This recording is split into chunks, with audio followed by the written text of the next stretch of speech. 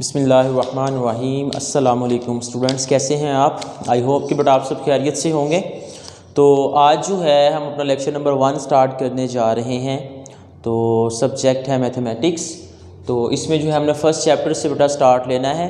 और जो हमारा फ़र्स्ट चैप्टर है वो है आपके पास मैट्रिसेस एंड डिटर्मिनेंट्स।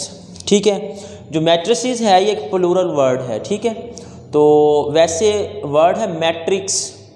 ठीक है, उर्दू में इसको बोलते हैं कालब।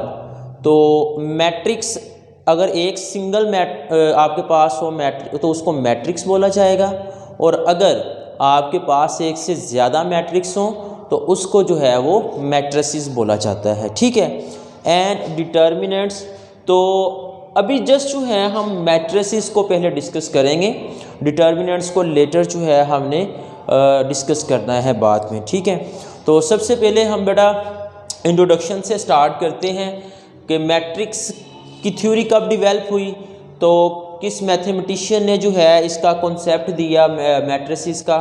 ठीक है, और इसके यूज़ कहाँ कहाँ पे हैं, फिर उसके बाद जो है हम इसकी बेसिक डेफिनेशन की तरफ आएंगे। ठीक है, तो सबसे पहले इंट्रोडक्शन देखें। इंट्रोडक्शन है आपका कि आर्थर कैले, ये एक साइंटिस्ट था, मैथमेटिशियन था बेसिकली, आर्थर कैले। ठीक है, एन इंग्लिश मैथमेटिशियन, एक इंग्लिश मैथमेटिशियन था जिसने सबसे पहले डेवलप की कौन सी थ्योरी ऑफ मैट्रिसेस, मैट्रिसेस की थ्योरी को डेवलप किया। कब, किस ईयर में? 1858 में। ठीक है बेटा, तो आर्थर कैले was the first mathematician and English mathematician which gives the concept of theory of matrices in 1858, जिसने 1858 में जो है सबसे पहले मैट्रिसेस का कॉन्सेप्ट दिया था। ठीक है, सो यूज़ जो इसके हैं मैट्रिसेस के बेटा, फिज़िक्स के अंदर मैट्रिसेस का बहुत यूज़ है, उसके बाद स्टैटिस्टिक्स के अंदर, इलेक्ट्रॉनिक्स के अंदर। इलेक्ट्रॉनिक्स में ये सारी आपके पास जो है जैसे मोबाइल डिवाइसेस होगी, ठीक है, मोबाइल हो गए आपके, कैमरास हो गए आपके, ठीक है, या आपके पास जो है आपका ऑडियो और वीडियो चीज़ें होगी, वीडियो कैसेट्स होंगी, ये सारी बेटा इलेक्ट्रॉनिक्स की डिवाइसेस हैं आपके पास। ठीक है, so electronics and in computer sciences, computer के अंदर मैट्रिसेस का बहुत ज़्यादा यूज़ है। ठीक है, प्रोग्रामिंग के अंदर मैट्रिसेस बहुत यूज़ होते हैं, और इन मैनी डिफरेंट प्रोग्राम्स के अंदर, सॉफ्टवेयर्स के अंदर जो है वो मैट्रिसेस का यूज़ होता है आपके पास। ठीक है, उसके अलावा मैट्रिसेस का यूज़ सिविल इंजीनियरिंग के अंदर भी बहुत ज़्यादा है। ओके, नेक्स्ट बेटा, ये आपने जो है इसके आपको पता चल गया किसने फर्स्ट जो है कॉन्सेप्ट दिया था मैट्रिसेस का, और उसके बाद इसके यूज़ कहाँ पे हैं। ओके, अब हम मैट्रिक्स की डेफिनेशन को डिस्कस करते हैं। मैट्रिक्स की डेफिनेशन ये है कि are rectangular arrangement of real numbers and alphabets भी हो सकते हैं, या वो कोई रियल नंबर्स हो सकते हैं आपके पास। ठीक है, कॉम्प्लेक्स नंबर्स भी हो सकते हैं। तो जस्ट लेकिन हम यहाँ पर इसमें जो है वो अभी रियल नंबर्स को ही डिस्कस करेंगे। आपके सिलेबस में रियल नंबर्स के रिलेटेड ही क्वेश्चन है, but it may be concept आपके पास जो है वो कॉम्प्लेक्स नंबर्स भी आ जाएं। ठीक है, कॉम्प्लेक्स नंबर भी मैट्रिसेस के अंदर आ सकते हैं। तो बेटा आपके पास कोई कलेक्शन हो नंबर्स की, ठीक है, फॉर एग्जांपल वो आपके पास कलेक्शन, आपके पास नंबर्स हैं जी 1 2 3 4 5 6, ये आपके पास एक कलेक्शन है नंबर्स की। ठीक है, 1 से लेकर 6 तक। तो आपने क्या करना है, इन नंबर्स की अरेंजमेंट कर देनी है। ठीक है, रेक्टेंगुलर अरेंजमेंट। फॉर एग्जांपल चले मैं इनको लिख देता हूँ जी इस तरह से 1 4 6 2 3 5, जैसे मर्जी अरेंजमेंट कर दें। फर्स्ट पे 1, अब देखें, और इनकी अरेंजमेंट करने के बाद इनको आपने इन स्क्वायर ब्रैकेट्स के अंदर, ये जो ब्रैकेट्स यहाँ पे मैंने लगाई हुई हैं, इन स्क्वायर ब्रैकेट्स में आपने इसको इनक्लोज कर देना है। तो ये आपका क्या बन जाएगा, एक मैट्रिक्स बन जाएगा। ठीक है, अच्छा, अब अगर आप इस तरह से अरेंजमेंट नहीं करना चाह रहे, फॉर एग्जांपल कोई स्टूडेंट जो है वो इस तरह से अरेंजमेंट कर देते हैं 1 4 2 3 5 एंड 6, और फिर ब्रैकेट्स के अंदर इनक्लोज कर दें, तो तब भी ये आपका जो है वो एक मैट्रिक्स ही कहलाएगा। ठीक है, सो इसलिए इसकी डेफिनेशन इस तरह से की जाती है, are rectangular arrangement of real numbers और alphabets, alphabets mean A B C D वगैरह भी हो सकते हैं, एंड इनक्लोज्ड बाय, और उनको आपने इनक्लोज कर देना है किस में बेटा, स्क्वायर ब्रैकेट्स के अंदर। ये जो ब्रैकेट मैंने यहाँ पे लगाई हुई है, इन ब्रैकेट्स को के साथ आपने उस रेक्टेंगुलर अरेंजमेंट को इनक्लोज कर देना, तो ये आपका क्या कहलाएगा, एक मैट्रिक्स कहलाएगा। ठीक है, उसके बाद आपने ये चीज़ याद रखनी है कि जो मैट्रिक्स है उसको हमेशा कैपिटल अल्फ़ाबेट से आपने रिप्रेजेंट करना है। फॉर एग्जांपल अगर आप इसका नाम रखना चाहते हैं तो आप कैपिटल ए, ये मैट्रिक्स बन गया, या फिर कैपिटल सी। ठीक है, तो जब भी आपने मैट्रिक्स का नाम रखना है वो हमेशा आपने एक कैपिटल अल्फ़ाबेट से रखना है। ठीक है, ओके, क्लियर। तो आपको यहाँ से अब देखें बेटा डेफिनेशन पता चल गई। ठीक है, कि मैट्रिक्स क्या होता है। तो अगेन मैं रिपीट कर देता हूँ, rectangular arrangement of real numbers, alphabets और कॉम्प्लेक्स नंबर्स। ठीक है, एंड इनक्लोज्ड बाय, यानी कि एक अरेंजमेंट आपने कर देनी है नंबर्स की, आपके पास जो भी कलेक्शन हो, एंड इनक्लोज्ड बाय, उनको इनक्लोज कर दें स्क्वायर ब्रैकेट्स में, तो वो आपका क्या बन जाएगा, एक मैट्रिक्स बन जाएगा। ठीक है बेटा, ओके। उसके बाद जो मैट्रिक्स है वो दो चीज़ों पे मुश्तमिल होता है। एक तो मैट्रिक्स के अंदर होती हैं रोज, और सेकंड जो चीज़ है उसको हम बोलते हैं कॉलम्स। तो इन दो चीज़ों से मिलकर एक मैट्रिक्स बनता है। तो मैट्रिक्स दो चीज़ों पे मुश्तमिल है, नंबर ऑफ रोज के ऊपर, कितारों की तादाद, एंड नंबर ऑफ कॉलम्स यानी कि कॉलमों की तादाद। अब मैट्रिक्स में रो क्या है और कॉलम क्या है, इसके कॉन्सेप्ट को भी हम जो है वो डिस्कस करते हैं कि रो और कॉलम से क्या मुराद है। अब देखिए फॉर एग्जांपल यहाँ पे बेटा मैंने रो की डेफिनेशन लिखी हुई है, द हॉरिजॉन्टल अरेंजमेंट। कौन सी अरेंजमेंट है, हॉरिजॉन्टल, उफकी सतह पे अरेंजमेंट। जैसे ये वाली, ये जो लाइन लगाई है ना मैंने, ये हॉरिजॉन्टल लाइन ही लगाई है। इस तरह की जो अरेंजमेंट होगी, यानी कि लेफ्ट से राइट की जानब या राइट से लेफ्ट की जानब अगर आप देखें तो ये हॉरिजॉन्टल अरेंजमेंट है of numbers in a given matrix. जो नंबर्स या अल्फ़ाबेट्स या कॉम्प्लेक्स नंबर, उनकी जो हॉरिजॉन्टल अरेंजमेंट होगी वो आपकी क्या कहलाएगी, मैट्रिक्स के अंदर वो रो कहलाएगी। फॉर एग्जांपल यहाँ पे मैं मैट्रिक्स ए लिखता हूँ, डिफाइन कर देता हूँ 1 2 5 3 9 10, ये एक मैट्रिक्स है आपके पास। ठीक है, अब ये देखें हॉरिजॉन्टल अरेंजमेंट, लेफ्ट से राइट देखें ऐसे, तो ये जो अरेंजमेंट है ना ऐसे 1 2 5, इट इज़ यूर कॉल्ड रो, ये आपकी फर्स्ट रो कहलाएगी। ठीक है, और ये भी हॉरिजॉन्टल अरेंजमेंट है, it is also called your row, ये भी आपकी कितार है। तो ये फर्स्ट रो है तो इसको हम R1 से ज़ाहिर कर देंगे, और ये आपकी सेकंड रो है तो इसको हम R2 से ज़ाहिर कर देते हैं। सो मैट्रिक्स के अंदर रोज और कॉलम्स होते हैं। अगर आप हॉरिजॉन्टल अरेंजमेंट देखें लेफ़्ट से राइट की जानब, लेफ़्ट से राइट या राइट से लेफ़्ट, जैसे मर्जी आप इसको ऑब्जर्व कर लें, तो ये आपकी रो कहलाएगी। ठीक है, अब कॉलम क्या कहलाता है, मैट्रिक्स में कॉलम क्या होता है, the vertical arrangement of numbers. कौन सी अरेंजमेंट है जी, अब यहाँ पर मैं कह रहा हूँ आप लोगों को वर्टिकल अरेंजमेंट। ठीक है, of numbers in a given matrix is called column.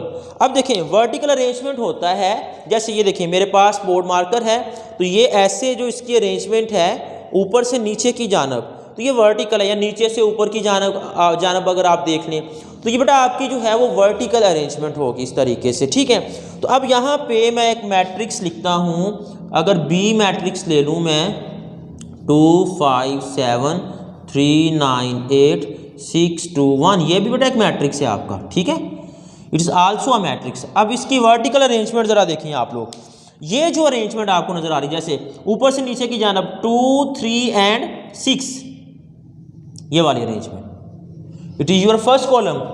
5 9 2, it is your second column. 7 8 1, it is your third column.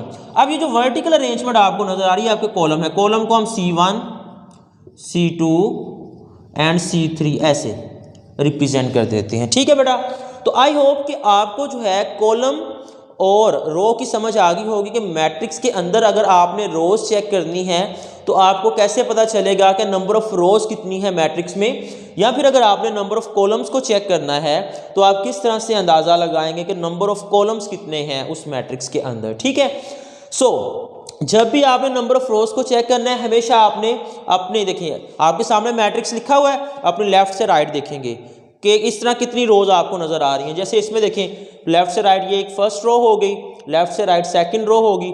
अच्छा, अगर मैं आपसे कहूं कि इसी मैट्रिक्स में मुझे बताएं नंबर ऑफ रोज कितनी है, तो देखिए आप लोग चेक करें जरा नंबर ऑफ रोज कैसे हम देखेंगे। यहाँ पर फॉर एग्जाम्पल आपने लेफ्ट से राइट देखना है, लेफ्ट से राइट ये एक पहली रो आपको नजर आ गई, इट इज योर R1। ये बेटा आपको सेकंड रो नजर आ गई, इट इज योर R2, और ये आपको एक थर्ड रो भी नजर आ रही है and it is your R3। It's mean इस मैट्रिक्स में नंबर ऑफ रोज भी 3 हैं और नंबर ऑफ कॉलम्स भी आपके पास 3 हैं। ठीक है बेटा, तो आई होप कि आप जो है वो अंडरस्टैंड कर गए होंगे कि आपने किस तरह से चेक करना है कि इस मैट्रिक्स में कितनी रोज हैं और कितने कॉलम्स हैं आपके पास। ठीक है, ओके। अगर आपको अब रो और कॉलम का कॉन्सेप्ट समझ में आ गया तो नेक्स्ट डेफिनेशन जो मैं लिख रहा हूं वो है आपके पास ऑर्डर ऑफ अ मैट्रिक्स, कि मैट्रिक्स का ऑर्डर आपने किस तरह से मालूम करना है। ठीक है, तो ऑर्डर ऑफ मैट्रिक्स के लिए बेटा हमें पहले इन चीज़ों का लाजमी पता होना चाहिए कि रोज और कॉलम्स क्या है और कैसे हमने चेक करने हैं कि कितनी रोज है मैट्रिक्स में और कितने कॉलम्स है, क्योंकि इन्हीं की मदद से जो है हम मैट्रिक्स का ऑर्डर फाइंड कर सकते हैं। So order of a matrix क्या है? The number of rose and columns. ठीक है, the number of rose and columns, दो चीजें जो हैं वो मैट्रिक्स का ऑर्डर डिफाइन करेंगी। कौन कौन सी? रोज और कॉलम्स जो हैं ये दोनों मैट्रिक्स का ऑर्डर डिफाइन करती हैं। Of a matrix specify it's order. ठीक है, वो रोज और कॉलम जो है वो मैट्रिक्स का ऑर्डर बताने में आपकी हेल्प करेंगी। अब for example if a matrix has m rows, अगर एक मैट्रिक्स की m रोज हो एंड n कॉलम्स हो then its order is m/n। अब ऑर्डर को दो तरह से जाहिर किया जाएगा, किस तरह से?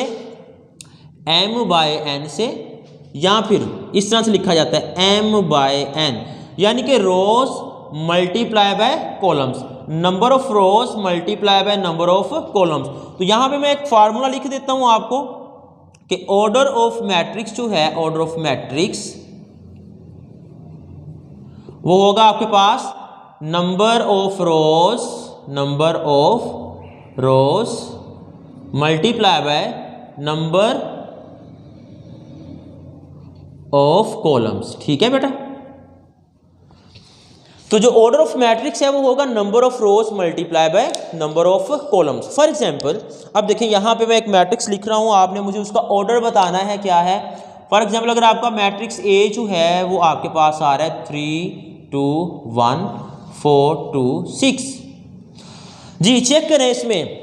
जी बेटा इसमें नंबर ऑफ रोज कितनी है? देखिए ये आपकी first row, it is your R1 and it is your R2, ये आपकी सेकंड रो। अगर कॉलम्स को चेक करें तो first column, second column, third column. ठीक है, तो इट्स मीन इस मैट्रिक्स में नंबर ऑफ रोज कितनी आ रही है 2 और नंबर ऑफ कॉलम्स कितने आ रहे हैं 3। तो आप चेक करें, यहाँ पे आपने इस तरह से लिख लेना है कि नंबर ऑफ रोज वो बेटा आपके पास 2 हैं एंड नंबर ऑफ कॉलम्स वो आपके पास कितने हैं 3। तो इट्स मीन ऑर्डर ऑफ ए क्या होगा? ऑर्डर ऑफ ए, ऐसे रिप्रेजेंट कर सकते हैं ऑर्डर ऑफ ए को। तो ये आपके पास आ जाएगा number of rows multiply by number of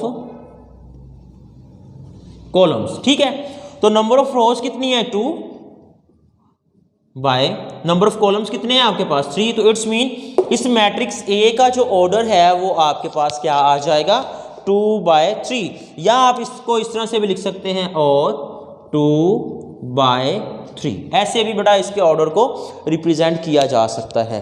तो आई होप को आपको इस डेफिनेशन की समझ आ गई होगी कि आपने किस तरह से order of a matrix define करना है, कि आपने मैट्रिक्स में चेक कर लेना है कितनी रोज हैं और कितने कॉलम्स हैं। ठीक है, तो फिर फार्मूला है ऑर्डर ऑफ मैट्रिक्स का कि number of rows multiply by number of columns. तो 2/3 इस तरह से लिख दें या फिर आप 2/3 इस तरह से लिख दें। ठीक है, ये दोनों वेज हैं किसी भी मैट्रिक्स का ऑर्डर स्पेसिफाई करने के। ठीक है, ओके बेटा। उसके बाद एक डेफिनेशन है इक्वल मैट्रिसेस की, कि दो मैट्रिसेस आपस में बराबर कब होते हैं?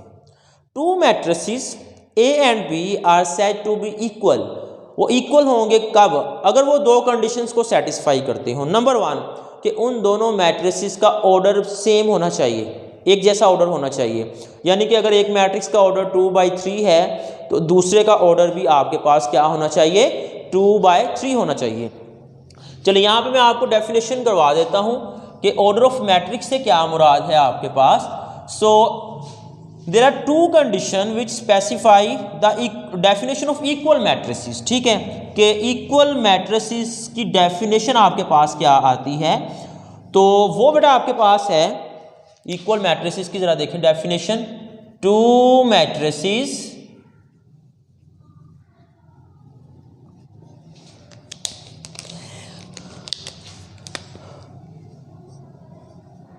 two matrix A and B are said to be equal matrix if, अगर वो दो कंडीशंस को सेटिस्फाई करते हैं। नंबर वन कि उनका ऑर्डर सेम होना चाहिए, order of A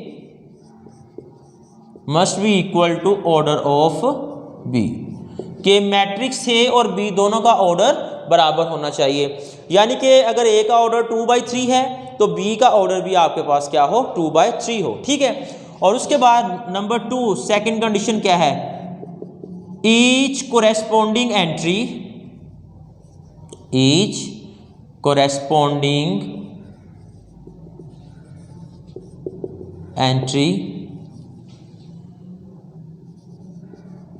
must be same, यानी कि हर corresponding entry भी उनकी आपस में क्या होनी चाहिए? बराबर।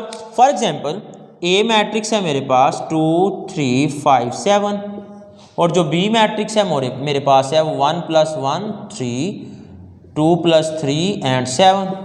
अब देखें इसका ऑर्डर कितने हैं? इसमें 2 रोज हैं। देखें फर्स्ट रो सेकंड रो, 2 ही कॉलम है। इसका ऑर्डर कितना है बेटा? 2/2। और इसका ऑर्डर भी एक रो दूसरी row first column second column, इसका ऑर्डर भी क्या है? 2/2। तो दोनों का ऑर्डर सेम आ गया। First condition is satisfied. अब सेकंड कंडीशन देखें कि हर करेस्पॉन्डिंग एंट्री बराबर होनी चाहिए। करेस्पॉन्डिंग एंट्री से क्या मुराद है कि इस मैट्रिक्स ए का जो फर्स्ट एलिमेंट है वो बी के फर्स्ट एलिमेंट के बराबर। जैसे फर्स्ट एलिमेंट क्या था? 2, तो ये भी 1 + 1 क्या बन रहा है? 2। सेकंड एलिमेंट क्या है? 3, तो ये भी 3। इसका थर्ड एलिमेंट क्या है? 5, तो ये 2 + 3 ये भी 5। और इसका लास्ट फोर्थ एलिमेंट क्या है? 7, तो ये आपके पास जो है इसका भाई लास्ट एलिमेंट क्या है? 7। तो हर करेस्पॉन्डिंग एंट्री भी बराबर है, इनका ऑर्डर भी सेम है। इट्स मीन जो मैट्रिक्स ए है it is equal to B. ठीक है, so matrix A is equal to matrix B. तो आई होप कि बेटा आपको आज का जो लेक्चर है वो बहुत अच्छी तरह से समझ आ गया होगा। लेकिन अगर फिर भी कोई प्रॉब्लम हो इस लेक्चर में तो आप जो है वो क्वेश्चन कर सकते हैं कमेंट बॉक्स में। ठीक है, तो आपको जो है इंशाल्लाह उसका आंसर प्रोवाइड कर दिया जाएगा। Thank you very much.